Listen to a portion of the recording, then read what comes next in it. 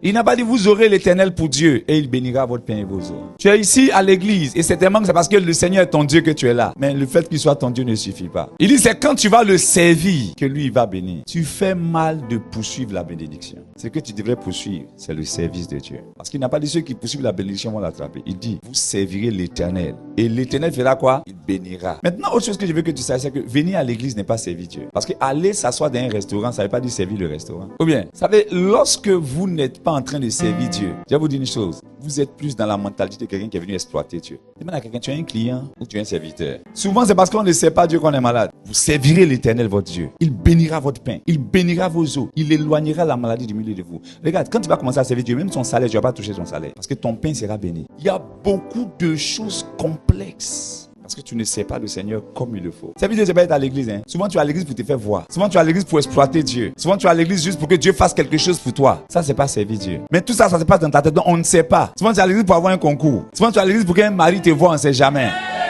Mais regarde, je veux que Dieu te bénisse. Et je crois que Dieu va te bénir.